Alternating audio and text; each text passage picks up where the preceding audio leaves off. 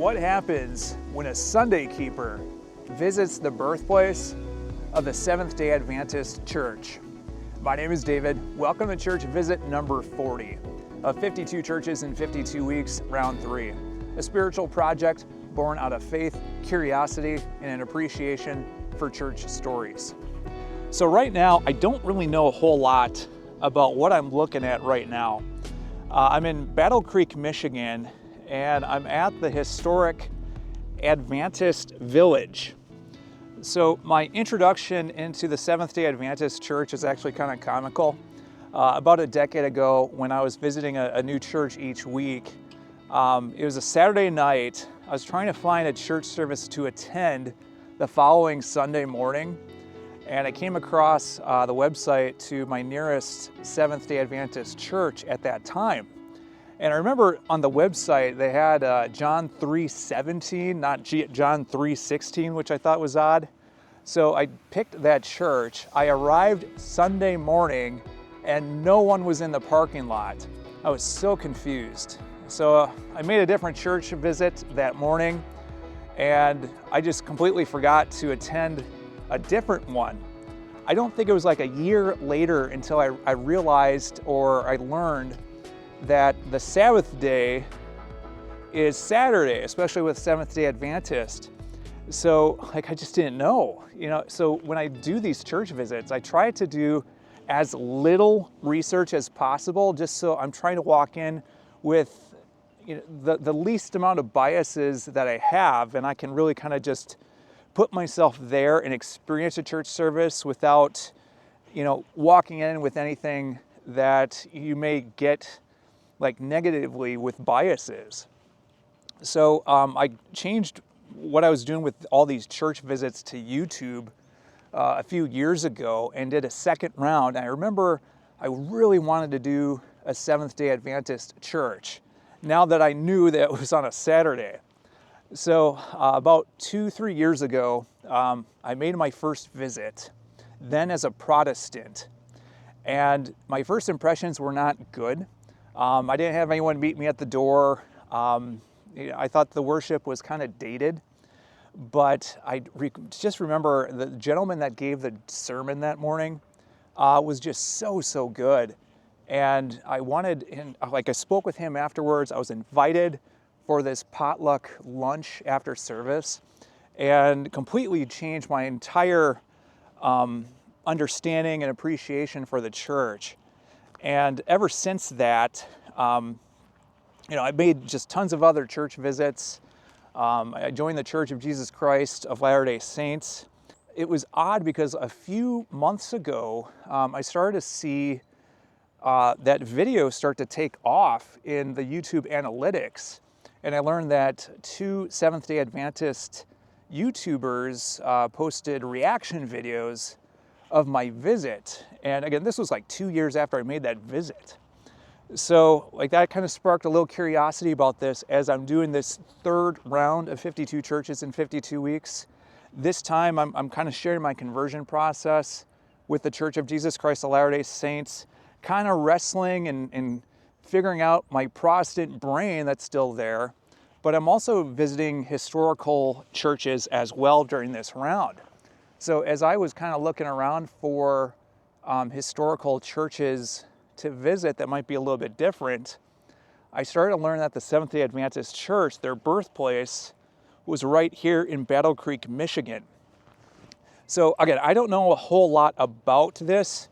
When I visited a few years back, I heard of Ellen White, I think her name is. So I don't know much about her other than 19th century. And I guess something that I read is she predicted the Civil War a few months before it started, and that she would have these visions. So my plan today is to attend a worship service at the Battle Creek Tabernacle. I don't know how historic this is. And then last night I also set up a tour with a tour guide for later this afternoon, so I can get a little bit more understanding around here. So I gotta take off to attend that worship service. I'll share a little bit more about that and also this history when I get back in a little bit.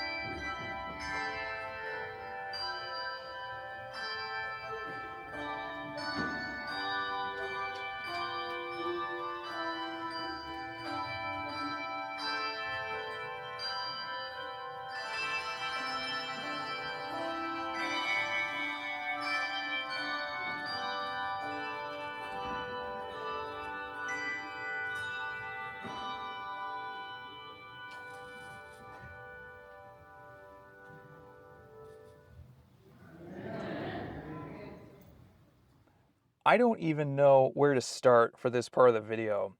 Typically, if there is just so much information going on in my head that I'm processing, I try to distill that into one word, and that one word from this visit was wild. For instance, during the church service, I'd heard of this done, I'd seen pictures of it done, but I never actually witnessed in church a foot washing. So one thing I didn't know, again, with Seventh-day Adventist church services, is if there is Holy Communion, before that is a foot washing based off the Last Supper. So I didn't participate. I'll explain more later on. But even from talking with a member after church and just with my tour, I'm learning about these stories of Battle Creek with these fires and how there was rumblings that it could have been angelic. It forced the church to decentralize, get outside this area, and evangelize across the world, resulting in now being one of the largest Protestant denominations in the world with 28 million members. I'm also learning about just some of the, like one gentleman invented the prosthetic leg, and then he also had this wild idea to put horse heads in front of the first automobiles. That's a wild story I'll try to touch on. They had a tabernacle that was funded entirely by dimes. And then not only that, but then the invention of the Kellogg's cornflakes came out of here. And one of the patients of one of the Kellogg's brothers tried to challenge them, resulting in these breakfast cereal wars. So, and that's not even touching on Ellen White and some of the prophecies and the writings that she had. So yeah, it's like with these church videos that I'm doing, like one of the things that really intrigued me early on was just some of the historical locations for the Church of Jesus Christ of Latter-day Saints, because I've done the Kirtland Temple, Nauvoo, Palmyra, even Salt Lake City. So I found a lot of value visiting those historical locations and the early pioneers with the Church of Jesus Christ of Latter-day Saints. So now to see the 19th century pioneers of a different church, the Seventh-day Adventist Church, was quite interesting to see and just kind of parallel in my mind just what these two churches were going through during the early 19th century. So I'm going to touch a lot on some different things. I don't know where this is going to go, but before we dig further into this, I got some really exciting news for our St. Jude Children's Research fundraiser. So right now we're at $27,000 raised, which is just mind-blowing to think. Our goal by the 52nd and final church is to have hit $52,000. Here's the exciting news. I had a gentleman reach out to me, an anonymous donator, we'll call him the Good Samaritan.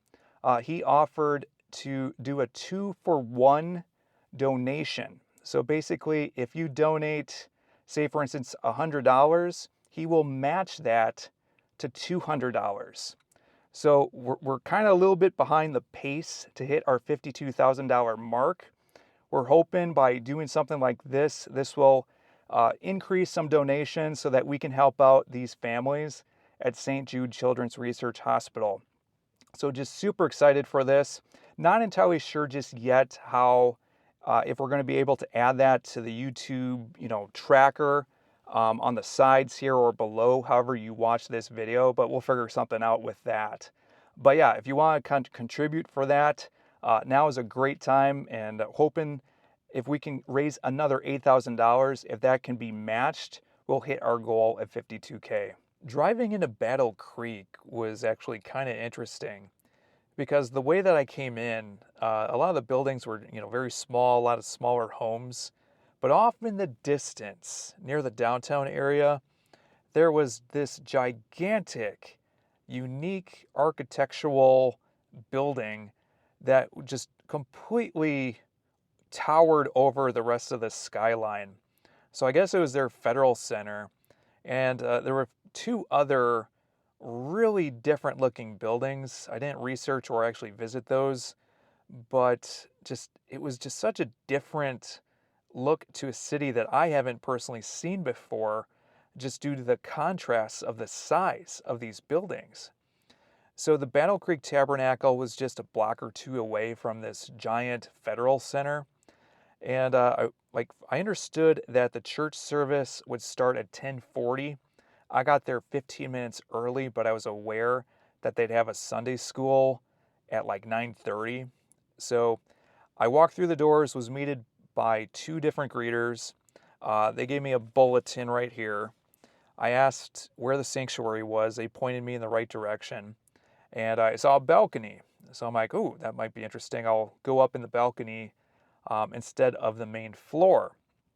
So I walked up there, and inside, like the interior of this tabernacle, like from the outside, it didn't look that amazing to me. It looked, kind of older of a building, but inside, like it was spotless. After service, I spoke with a gentleman. He mentioned that they had a complete makeover done inside not too long ago. But I remember the thing that stood out the most prominent feature to me was at the very center. There was this stained glass window of Jesus reaching out to a black sheep. It was just this huge, powerful image of Jesus and his grace and his redemption and his love for the lost. While I was waiting for church service to start, I was just paging through the bulletin. And one thing that struck out, and I noticed this from my first visit with the Seventh-day Adventist Church, is they'll list the budget and the finances in the bulletin. So you get to see what the cash received is, what the cash expensed was, whether there's a plus or a negative. And like you don't proactively seek that out, but a lot of the information like the calendar of events, announcements, coming events, um, that doesn't hold any significance to you if you're visiting for the first time. But the thing that does strike out is, the dollar signs and the finances, and you see the financial health of a congregation. You may still see that at other traditional churches, but you definitely don't see that at many modern churches. A lot of churches aren't even doing bulletins anymore. So yeah, just different, that I haven't seen in a long time. In addition to that, I knew the church service started at 10:40, and I think online it said the church service would end at 12:15. So the entire church service was all right here. So I kind of figured this was going to be a pretty quick service, about an hour and a half. As you'll later learn, it was not short, I'll put it that way. A few other observations. So when church service started, all the church leaders and all the ushers wore the same thing, uniform dress code. So they all wore black suits, black shoes, white collared shirts, and white ties. So I don't know if that is specific to the Battle Creek Tabernacle. With the uniform dress code, maybe there's symbolism, maybe there's significance. I don't know. But it was just very different because I don't see too many churches doing that anymore. Inside the bulletin as well is they announced that there was going to be a baptism. So a gentleman had decided to get baptized. One of the very first things that they did is they had one of the church leaders come up, ask this gentleman a number of questions, and then pretty much get affirmation from the congregation. Also in here, there was a wide variety of music. So we sung hymns, there was a handbell choir, and there also was a brother-sister combination who had this piano and violin recital, which was really, really well done. From there was the baptism, and I couldn't actually see it from my vantage point, but it was off to the side. And the baptismal font almost kind of looked like a display area. So the entire church congregation could witness that. Then the pastor delivered this sermon. I want to say it was about 45 minutes. Nothing really stood out to me except he mentioned about these curious fires in the 1900s in Battle Creek. And I remember him mentioning the Battle Creek Sanatorium. I just remember thinking, and it bookmarked in my mind, like, what is he talking about? So by this point, when the sermon wrapped up, it was 12:15. It was supposed to be, the scheduled end of the service from what I had understood. But like I'm looking at my bulletin, it's like we got much more to go. So the pastor then starts describing how there was a foot washing before the Last Supper. So he instructed the church to break off into separate groups and to wash each other's feet. Now, I have never witnessed this in a church before.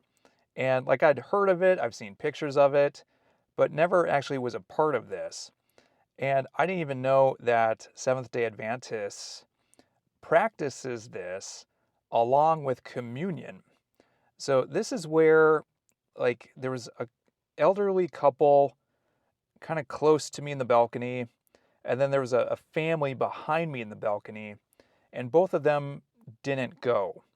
And then for myself, I haven't even shook hands with anyone. So it just felt off to me to introduce myself and then, have my feet washed or for me to wash someone else's feet.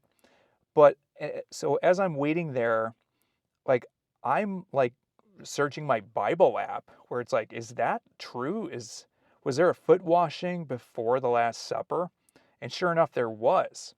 So here I am sitting here, and to me, this is just so humbling because I just couldn't do it. I just felt so different. And it was interesting just to see, as I'm wrestling with this, where it's like, how did this get stripped from any other church that I've ever attended? So, yeah, like that was just so different. It was kind of like mind-blowing to me because I never even thought about foot washing before the Last Supper. Just again, wild to me. So that lasted, I want to say 30 to 45 minutes. The church had gone well into overtime by this point. And then we still had the Lord's Supper. So, three leaders seated at this table blessed communion. Ushers came up and they delivered the bread and I don't know if it's wine or grape juice. I don't recall. And by the time that was done, all in all, the church service had lasted for about 3 hours. So probably one of the longest church services that I personally was ever a part of. So after service, I spoke with a gentleman. He was hungry, I think. He was asking me if I'd heard if there was going to be a lunch after service. I didn't hear anything about that. And then as I was taking a few pictures from the balcony, I met a gentleman who looked like he manned their control center. So we get talking. I kind of mentioned about these fires, and he kind of told me a little bit about the history of Battle Creek, these curious fires that may have been angelic based off who you'd ask. And then he also mentioned about this dime tabernacle. So at the dime tabernacle, when the Seventh-day Adventists were really growing the church in Battle Creek, I think it was James White, one of the founders, proposed that they'd fund the tabernacle by dimes. So this entire tabernacle then was nicknamed the Dime Tabernacle just due to how it was built. One last thing I should also mention, as I was walking around their foyer downstairs, one thing that really struck out to me was the artwork. So I remember one of the first portraits that I saw, it's like you see Jesus Christ with all these children, all different kind of nationalities. There's a lion, there's a giraffe. I think the one that stood out the most to me was Jesus and this host of angels. And you see this rainbow, and from what it looked like to me, it looked like mostly children were being raised from the grave and were meeting their parents again. And you had a bunch of angels around in this portrait. Just very, very striking to me to see that for the very first time. So immediately after this 3-hour overtime church service, I had to drive over to the Historic Adventist Village to start my tour, which was another 2.5 hours. So I completely nerded out with this visit. So our first stop was this replica of their publishing house from the 19th century. So I had one tour guide and a small group, and I let them know, just tell me everything. I don't know anything here. So they were fantastic, just kind of bringing me up to speed with kind of the Reader's Digest of their history. So I'll try and do my best to explain this as a first timer. But they basically started off kind of describing the Millerite movement, and it was pretty much a precursor to the Seventh-day Adventist Church. So the story goes, in 1843, there was a Baptist minister. His name was William Miller, and he predicted Christ's return between March 21st, 1843 to March 21st, 1844. He didn't immediately want to give specific dates, but I guess from what it sounded like, he kind of got forced into it. And as we all know, nothing happened. So this led to the Great Disappointment. So from this movement, there was a splintering, because it's like some groups thought that the 1844 date was invalid. Others thought it was valid, but the prophecy wasn't fulfilled here on earth. It may have been fulfilled in heaven with Jesus Christ ascending to this holier sanctuary, from what I understood. So you had three major Adventist groups emerge from that. The smallest at that time would become what today's Seventh-day Adventist Church is right now. So among the fascinating topic of these divine fires of Battle Creek around 1902, from what I understood, the sanatorium and the publishing house caught fire, and it resulted in the fire chief saying that, whenever we poured water, it acted more like gasoline. So some saw this as like a direct divine intervention or judgment done by angels, while others just saw them as fires that broke out, nothing special. Either way, it played a role in decentralizing the Seventh-day Adventist Church out of Battle Creek and to expand. Here, I also learned a little bit about John Harvey Kellogg, his brother W.K. Kellogg, and how they came up with cornflakes. So the story goes, John Harvey Kellogg, he was huge into health and fitness and wellness. It sounds like a lot of Seventh-day Adventists are vegetarians. Just a very kind of holistic approach to health. And as they were experimenting with these, I want to say they were like this wheat that was left out overnight, they found that it actually created these flakes when processed, and they switched out the wheat for corn. And all of a sudden, like they knew they had something here with breakfast cereal cornflakes. What's funny about this is as they were having this Battle Creek Sanatorium help people, especially through health, there was this gentleman named C.W. Post, and he had a number of breakdowns, and he was being treated at the sanatorium, and somehow he got wind of these cornflakes, and as a result, he started, I don't know if he like got the recipe or if he just, however he got wind of this, but all of a sudden he became their main competitor into these cereal wars. Just quirky and just so different. We went inside a number of buildings, so I'll try to fast cap some of these.